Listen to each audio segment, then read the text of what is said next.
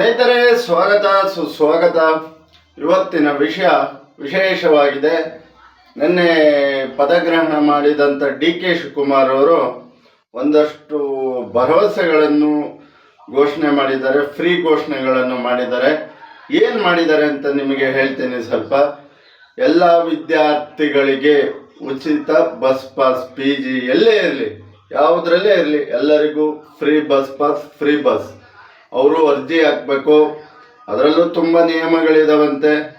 Vote ಇದೆಯಾ, ಯಾವುದಿದೆ, ಅವ್ರ ಕುಟುಂಬಕ್ಕೆ ಎಲ್ಲ ಚೆಕ್ ಮಾಡಿ ಎಲ್ಲ ಅರ್ಜಿ ಹಾಕಿದ್ರೆ ಅವರಿಗೆ ಫ್ರೀ ಬಸ್ ಪಾಸ್ ಸಿಗುತ್ತೆ. ಮತ್ತು ಬೆಂಗಳೂರಿನ ರಸ್ತೆಗಳಿಗೆ 2,000 ಕೋಟಿ ಅನುದಾನ, 2,000 ಕೋಟಿ ಅನುದಾನವನ್ನು ಬೆಂಗಳೂರಿನ ರಸ್ತೆಗಳಿಗೆ ಬಿಡುಗಡೆ ಮಾಡಿದ್ದಾರೆ. ಮತ್ತೊಂದು, ಮೂರನೇದು, ಎ ಖಾತ ಬಿ ಖಾತ ರಾಜ್ಯಾದ್ಯಂತ ವಿಸ್ತರಣೆ. ಮತ್ತು 4ನೇದು, ಈ ಖಾಸಗಿ ಕಂಪನಿಗಳಿಗೆ ಉದ್ಯೋಗಿಗಳು ಯಾವ ರೀತಿ ಬೇಕು ಅನ್ನೋದನ್ನ ಈ ಸರ್ಕಾರದಿಂದಲೇ ಒಂದು ಟ್ರೈನಿಂಗ್ ಕೊಟ್ಟು ಅವರಿಗೆ ಆ ರೀತಿ ಮಾಡುವಂಥ ಎಲ್ಲರಿಗೂ ಒಂದು ಅವಕಾಶ ಎಲ್ಲ ವರ್ಗದವರಿಗೂ ಮಾಡಿದ್ದಾರೆ. ಮತ್ತು ಒಂದು ಉತ್ತಮವಾದ ಒಂದು ಕೆಲಸ ಮಾಡಿದ್ದಾರೆ ಅಂತ ಹೇಳಕ್ಕೆ ಇಷ್ಟಪಡ್ತೀನಿ.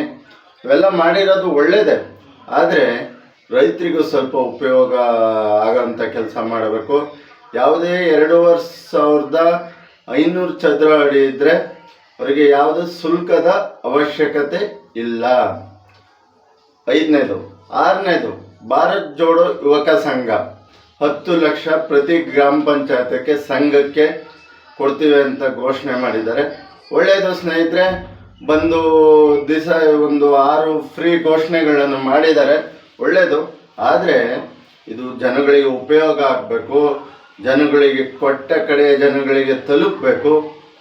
ಆದರೆ ರೈತರ ಬಗ್ಗೆ ಪ್ರಶ್ನೆ ಕೇಳಿದಾಗ ಒಬ್ಬರೇ ಇಬ್ಬರು ಮಾಡೋಕ್ಕಾಗಲ್ಲ. ಸಾಲ ಮನ್ನಾ ಮಾಡೋದೇ ಇದಲ್ಲ, ಮಾಡಿದ್ದೀವಿ. ಆದರೆ ಅದನ್ನು ಇನ್ನೂ ರೈತರು ಕೂತು ಮಾತಾಡಬೇಕು ಅಂತ ಹೇಳ್ತಾರೆ. ಆದರೆ ಮುಖ್ಯಮಂತ್ರಿಗಳಿಗೆ ಕೇಳಕ್ಕೆ ಬಯಸ್ತೀನಿ, ಬಿಡದಿ ರೈತರಿಗೆ ಯಾಕೆ ನೀವು ಬಿಡೋದೇ ಇಲ್ಲ ಅಂತ ಹೇಳಿದ್ದೀರಾ? ಮೊದಲೇ ಮುಖ್ಯಮಂತ್ರಿ ಆಗೋಕ್ಕಿಂತ ಮೊದಲೇ ನೀವು ಹೀಗೆ ಹೇಳಿದ್ದೀರಾ ಅಂದರೆ ಮುಖ್ಯಮಂತ್ರಿ ಆದಮೇಲೆ ಏನು ಕತೆ ಆಗ್ಬೋದು ಅನ್ನೋದ ನೋಡೋಣ. ತುಂಬ ಒಂದು ಅವರು ರೂಲ್ಸ್ಗಳು ಇಷ್ಟ ಆಯಿತು. ಯಾರು ಹಿಂದೆ ಕೂರಬಾರ್ದು, ಕೆಲಸ ಮಾಡಬೇಕು, ಖಾಲಿ ಹೆಸರು ಹೇಳ್ಕೊಂಡು ಅಧಿಕಾರಕ್ಕೆ ಬರಬೇಡಿ ಅನ್ನೋ ಒಂದು ಮಾತುಗಳು ಇಷ್ಟ ಆಯಿತು. ನೋಡೋಣ, ಶುಭ ಹಾರೈಸೋಣ. ಉತ್ತಮವಾಗಿ ಆಡಳಿತ ನಡೆಸಲಿ, ರೈತರಿಗೆ ಸುಗಮವಾದಂಥ ಕಾನೂನು ತರಲಿ, ರೈತರು ಜಮೀನನ್ನು ಕಿತ್ಕೊಂಡೇ ಇರಲಿ. ಯಾಕೆ ಅಂದರೆ ನಮ್ಮ ದೇಶದ ಬೆನ್ನೆಲುಬು ರೈತರು. ಹಾಗಾಗಿ ರೈತರಿಗೆ ಮೊದಲು ಆದ್ಯತೆ ಕೊಡಬೇಕು. ಯಾರು ಘೋಷಣೆಯನ್ನು ಮಾಡಿದ್ರು, ಆದರೆ ಶಿಕ್ಷಣವನ್ನು ಉಚಿತವಾಗಿ ಮಾಡಲಿ. ಒಂದು ಆಸ್ಪತ್ರೆಗೆ ಹೋದರೆ 4-5 ಸಾವಿರ ದುಡ್ಡು ಬೇಕು. ಅದೇ ನೀವು ಕೂಡ 2,000 ಫ್ರೀನ ತಗೊಂಡು 5,000 ದುಡ್ಡಿನ ಎಲ್ಲಿ ತರ್ತಾರೆ? 3,000 ಸಾಲ ಮಾಡ್ಕೊಂಡು ಬರಬೇಕಾಗುತ್ತೆ. ಆವಾಗ ನೀವು ಯೋಚನೆ ಮಾಡಿ ಫ್ರೀ ಘೋಷಣೆ ಮಾಡಬೇಕಾದ್ರೆ ಯಾವ ಘೋಷಣೆ ಮಾಡಬೇಕು, ಯಾವುದು ಬಿಡಬಾರ್ದು, ಜನಗಳಿಗೆ ಯಾವುದು ಹತ್ರ ಇಲ್ಲ ಅನ್ನೋದನ್ನ ಯೋಚನೆ ಮಾಡಿ ನೀವು ಫ್ರೀ ಘೋಷಣೆಗಳನ್ನು ಮಾಡಿ. ನೋಡೋಣ ಸ್ನೇಹಿತರೆ, ಬಂದು 2 ದಿನ ಆಗಿದೆ, ಇಷ್ಟು ಮಾಡಿದ್ದಾರೆ.